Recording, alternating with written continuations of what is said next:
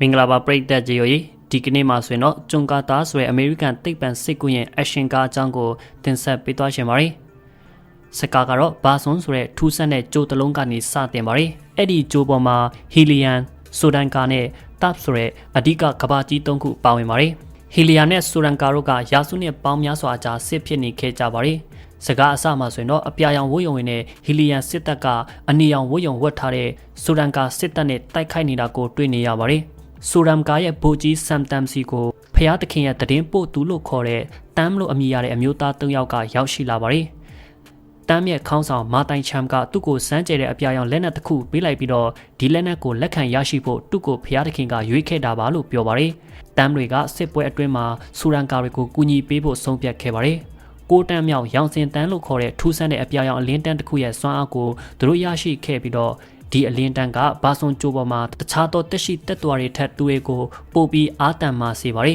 ။အဲဒီနောက်1880ခုနှစ်နယူးယောက်မြို့တော်ကိုပြသခဲ့ပါတယ်။အက်ကာဆိုတဲ့အမျိုးသားကိုဂျွန်ကာတာဆိုတဲ့သူ့ရဲ့ဦးလေးကနယူးယောက်မြို့စီဆင့်ခေါ်ခဲ့ပါတယ်။အက်ကာဘူတာယုံမှာဆင်းလိုက်တဲ့အခါမှာတော့ဂျွန်ဘက်ကာကသူ့ကိုလာကြိုပြီးဂျုံမြက်ဆန်အိမ်တော်ကိုခေါ်လာပေးပါတယ်။ဂျုံကချမ်းသာတဲ့အမျိုးသားတစ်ယောက်ဖြစ်ပြီးတော့မဟာမိတ်စစ်တပ်ဗိုလ်ကြီးဟောင်းတစ်ယောက်ဖြစ်ပါတယ်။ဂျုံမြက်ရှိနေကဂျုံရုတ်တရက်တေဆုံးသွားမှုအားအက်ကာကိုစိတ်မကောင်းစွာနဲ့သတင်းပေးပါတယ်။ဂျုံကသူ့ရဲ့များပြားလှစွာသောကြွယ်ဝမှုတွေအားလုံးကိုအက်ကာစီလွှဲပေးထားခဲ့ပါတယ်။အဲဒီနောက်ရှိနေကဂျုံမြက်အလောင်းထိမ့်သိမ်းထားရာကူဘိမှန်စီကိုအံ့ဩနေတဲ့အက်ကာကိုခေါ်လာပေးခဲ့ပါတယ်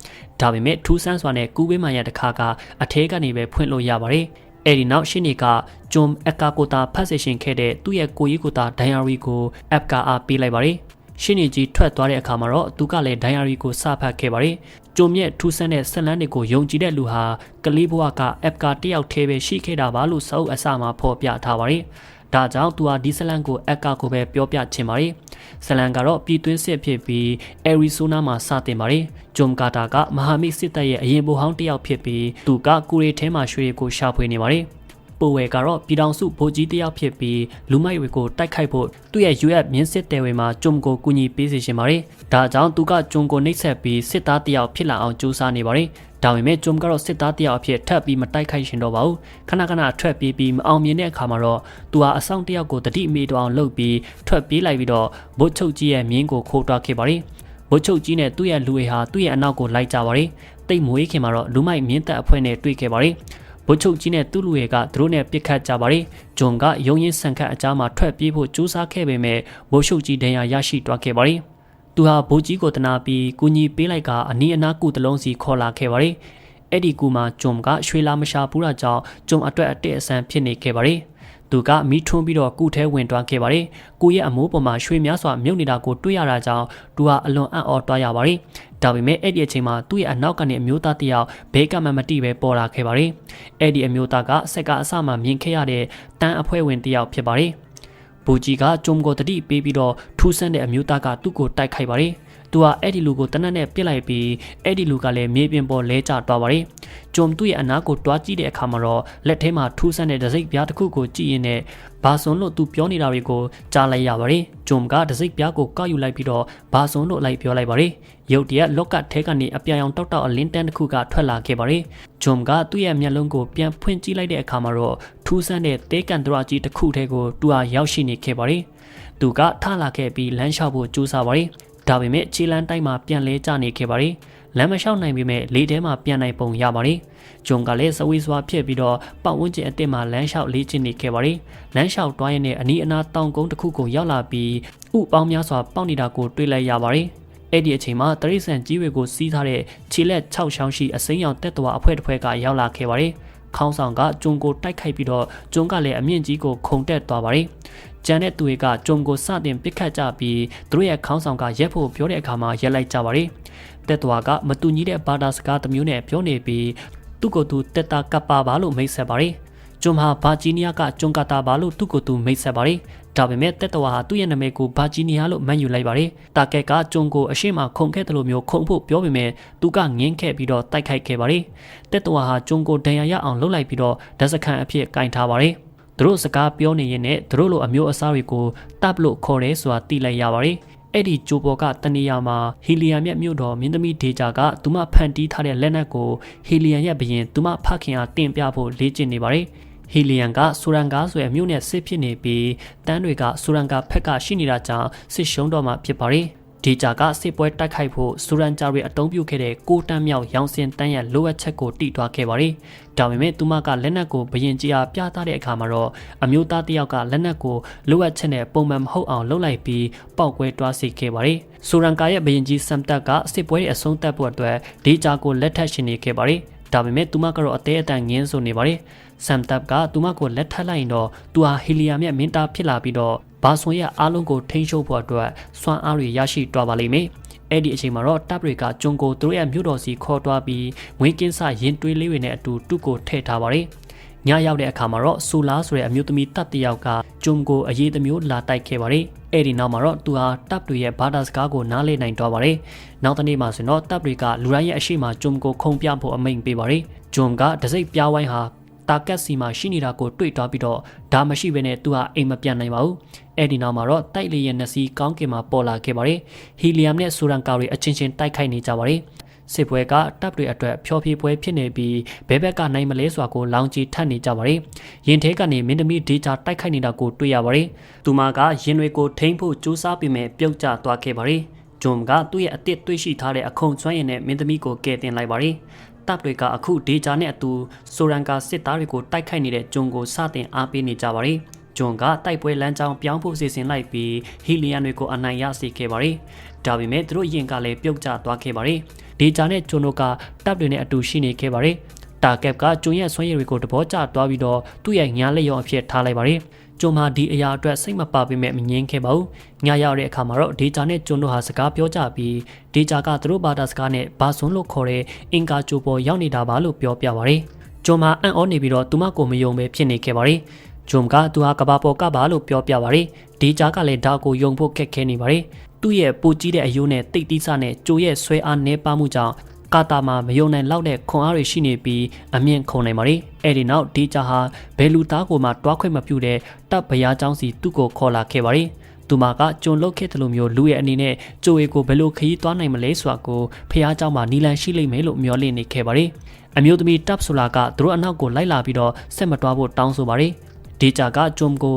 အစ်ဆက်နတ်ဖះရဲ့ပုံကိုပြသပြီးတော့အဲ့ဒီအထဲမှာထုထွင်းထားတဲ့အမတ်အတားတချို့ကိုဖတ်ပြပါတယ်။ဒါပေမဲ့မကြခင်မှာတော့သူတို့၃ယောက်ကိုတပ်တွေကဖမ်းမိတွားပြီးတော့ဖះเจ้าထဲဝင်တဲ့အတွက်တည်တံချမှန်လိုက်ပါတယ်။တာကက်ကဂျွန်ရဲ့လက်တွေကိုဖျက်တောက်နိုင်ဖို့အကျဉ်းခန်းထဲမှာအကျဉ်းသားတွေနဲ့အတူသူ့ကိုတယောက်တည်းထားခဲ့ပြီးတော့အားလုံးကိုထွက်သွားဖို့ပြောပါတယ်။သူတို့ပဲကြံတဲ့အခါမှာတော့သူဟာဆူလာရဲ့ဖခင်ဖြစ်ပြီးသူတို့ကိုတပ်တွေလက်ထဲမှာမတီးစေရှင်ပါဘူးလို့ထုတ်ပြောပါတယ်။သူကသူ့ရဲ့တစိမ့်ပြားကိုကြုံအားပေးလိုက်ပြီးတော့အစ်ဆက်နတ်ဖះရဲ့ဗဟေတိကိုဖြည့်ရှင်းပြီးသူ့ကဘာစီပြန်သွားနိုင်ဖို့အတွက်အစ်မြစ်ကိုတွားရန်ပြောပါတယ်။ခဏကြာပြီးတဲ့နောက်မှာတော့တပ်တွေဟာအခန်းထဲကိုဝင်လာတဲ့အခါမှာတော့တာကက်သူတို့ကိုတစ္ဆာဖောက်သွားပြီးဆိုတာသိလိုက်ရပါတယ်။တာကက်ရဲ့ရန်သူတာဟာကျုကဒီကိစ္စကိုတာဝန်ယူလိုက်ပြီးတော့သူ့ကိုတူခေါင်းဆောင်အစ်စ်ပါလို့ကြီးညာလိုက်ပါတယ်။အဲဒီနောက်ဂျွန်ဒေဂျာနဲ့ဆူလာတို့ကအမျက်စီတွားနေကြတာကိုတွေ့ရပါတယ်။ဒေဂျာကခရီးကိုဦးဆောင်တွားနေခဲ့ပါတယ်။ဒါပေမဲ့ဆူလာကဒေဂျာဟာမြင့်အစာဟီလီယမ်ရဲ့မြို့တော်စီခေါ်တွားနေတာပါလို့ဂျွန်ကိုပြောပါတယ်။ဂျုံကသူမကိုဓာတ်နဲ့ပတ်သက်လို့ထိတ်တိုက်ပြောဆိုခဲ့ပါတယ်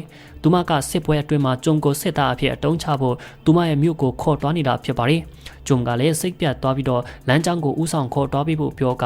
မင်းသမီးကိုအဲ့ဒီနေရာမှာထားခဲ့ပါတယ်။ဒီဂျာကသူမဟာစက်တမ်ကိုလက်မထက်ရှင်တဲ့အတွက်ဒီလိုလောက်ရတာပါလို့ပြောပါတယ်။ဂျုံမှာသူမကိုမျက်စိအတူလိုက်လာဖို့ပြောပါတယ်။သူမကလည်းတခြားနည်းမရှိတော့တာကြောင့်သဘောတူလိုက်ပါတယ်။သူတို့၃ယောက်ကလည်းအမြစ်ကိုဖျက်ကူးလာပြီးကြီးမားလာတဲ့ပြောင်းပြန်ပီရမစ်ကြီးတစ်ခုစီရောက်လာပါတယ်။ဂျုံနဲ့ဒေဂျာတို့ကပီရမစ်ထိပ်ကိုတက်သွားပြီးတော့ကျမ်းပြင်ကနေထူးဆန်းတဲ့အပြာရောင်စွမ်းအင်တွေထွက်နေတာကိုတွေ့လိုက်ပါတယ်။ဒေဂျာကဒါဟာသူမလက်နက်လုပ်ဖို့အသုံးပြုခဲ့တဲ့ကိုတန်းမြောက်ရောင်စင်တန်းစွမ်းအားပဲဆိုတာကိုသိလိုက်ပါတယ်။အင်ကာဂျိုဘောကကာတာရဲ့အတွင်အပြင်ဟာကိုတန်းမြောက်ရောင်စင်တန်းအကူအညီနဲ့သူကိုရိုင်းရဲ့ပုံတူကိုကဘာကနေအင်ကာဂျိုဘောထပ်ဆင့်ပို့ဆောင်ခံရတာကြောင့်ဖြစ်နိုင်တယ်ဆိုတာကိုပါသိလိုက်ကြပါတယ်။အဲ့ဒီအချိန်မှာတန်းရဲ့ခေါင်းဆောင်မာတိုင်ချမ်ဦးဆောင်တဲ့ဝါဟူစစ်တပ်ရောက်လာပါတယ်။ဂျုံကဒေဂျာနဲ့ဆိုလာကိုထွက်ပြေးကြဖို့ရဲရဲရင်ပြောဆိုကာဝါဟူစစ်တပ်ကိုကိုရိုင်းတိုက်ခိုက်ခဲ့ပါတယ်။ဟီလီယမ်ရဲ့ဘရင်ကြီးကဂျုံကိုကူညီဖို့သူ့ရဲ့စစ်တပ်ကိုဆေးလွတ်ပေးခဲ့ပြီးဝါဟူတွေကိုအနိုင်ယူကဂျုံကိုကယ်တင်ခဲ့ပါတယ်။သူတို့ကဒဏ်ရာရရှိနေတဲ့ဂျုံကိုဟီလီယမ်စီခေါ်သွားကြပါတယ်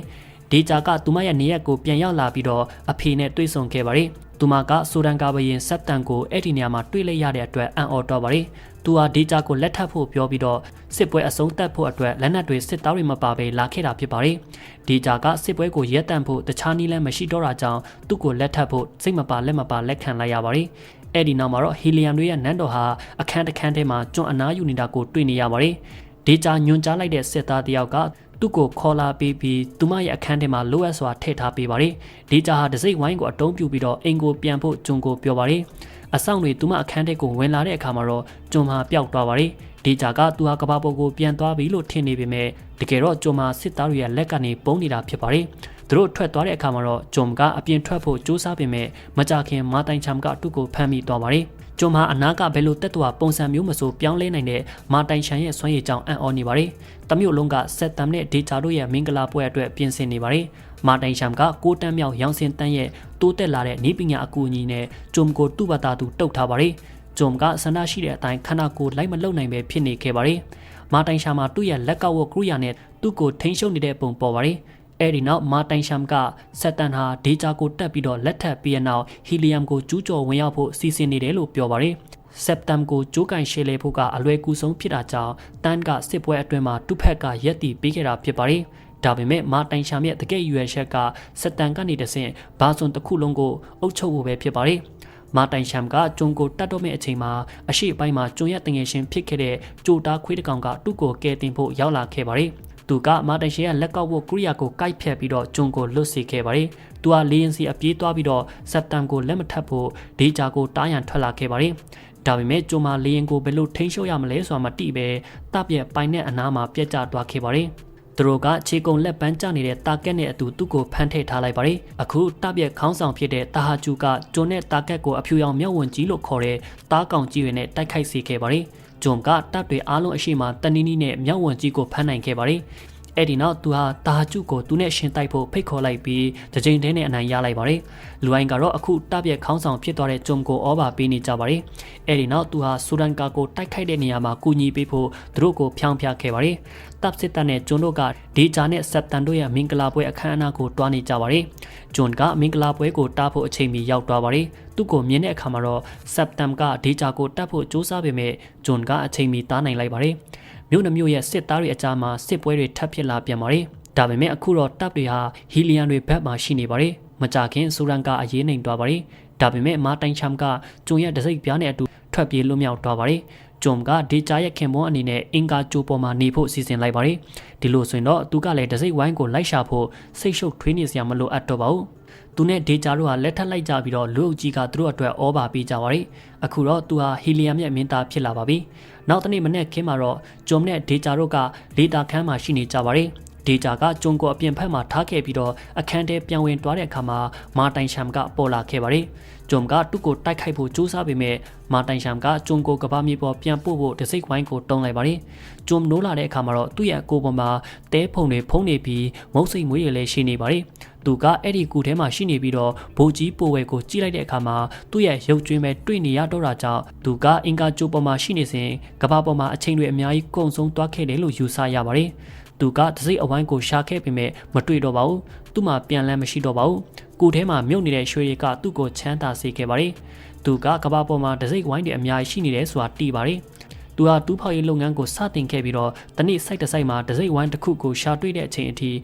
နောက်ထပ်နှစ်ပေါင်း20အကြာတစိမ့်ဝိုင်းကိုရှာဖွေခဲ့ပါတယ်။ဂျွန်ကဝမ်းတာပေမဲ့ဒီတစ်ချိန်လုံးမှာတန်းတွေကသူ့ကိုစောင့်ကြည့်နေတယ်ဆိုတာသိနေပါတယ်။သူအင်ကာဂျိုကိုတွားတဲ့အခါမှာကဘာပေါ်ကသူ့ရဲ့ခန္ဓာကိုယ်ကိုကာကွယ်ပေးထားရပါတယ်။ခန္ဓာကိုယ်အပေါ်ကိုကြားရောက်မဲ့နာကျင်မှုအတိုင်းကကြိုသားနှစ်ခုလုံးအပေါ်မှာသူ့ကိုတည်သွားစေနိုင်တဲ့အတွက်ဖြစ်ပါတယ်။ဒါကြောင့်သူ့ရဲ့ကူးပေးမှန်ကအထဲကနေပဲဖွင့်လို့ရတာပါ။သူဟာအင်ကာဂျိုကိုပြန်သွားဖို့အတွက်တည်သွားပြီလို့ဆက်လန်းဆင်ခဲ့တာပဲဖြစ်ပါတယ်။ဂျွန်ကသူ့ရဲ့ကူးပေးမှန်ကိုပိုင်ဆိုင်မှုတွေအတွက်တန်းတွေလက်ကနေအက်ကာကိုကာကွယ်ပေးစီရှင်ပါတယ်။အက်ကာကဒိုင်ယာရီကိုဖတ်ပြီးတုံးလုပ်သွားခဲ့ပါတယ်။သူဟာကူးပေးမှန်စီထွက်လာခဲ့ပြီးလွယ်နှစ်ပတ်နဲ့အပေါက်ကိုဖွင့်ဖို့ကြိုးစားခဲ့ပါတယ်။လွယ်နှစ်ပတ်ဟာတူငယ်ငယ်ကဂျွန်သူ့ကိုခေါ်လေးရှိတဲ့ net ဆိုတဲ့နာမည်ဖြစ်နေပါတယ်။ကူပေးမှန်တခါပွင့်သွားတဲ့အခါမှာတော့တန်းတယောက်ကအက်ကာအနားကိုရောက်လာပါတယ်။သူကဂျွန်ကိုတတ်ဖို့စောင့်ရင်းနဲ့အက်ကာကိုစောင့်ကြည့်နေခဲ့ပါတယ်။ဒါပေမဲ့သူဟာအက်ကာကိုနာကျင်အောင်မလုပ်နိုင်ခင်အနောက်ကနေတစုံတယောက်ကသူ့ကိုတနတ်နဲ့ပြစ်လိုက်ပါတယ်။ app ကသူ့ဦးလေးသူ့အရှိတဲ့မှာမြင်လိုက်ရတဲ့အတွက်အလွန်အံ့ဩတင့်တော်ပါတယ်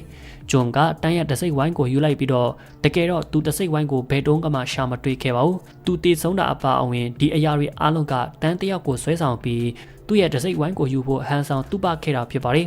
အဲ့ဒီနောက်ဂျွန်မှာသူ့ရဲ့ကူးပြမှန်ကိုအခုကစပြီးကာကွယ်ပေးဖို့ app ကိုပြောကအထဲဝင်တွားခဲ့ပါတယ်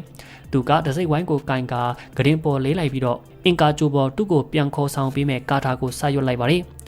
ဟုတ်ကဲ့ပါဒီကနေ့အတွက်ဇလန်ကဒီလောက်ပဲဖြစ်ပါတယ်ကြည့်ရှုပေးကြတဲ့ပရိသတ်များအားလုံးကျေးဇူးအထူးတင်ရှိပါခင်ဗျာ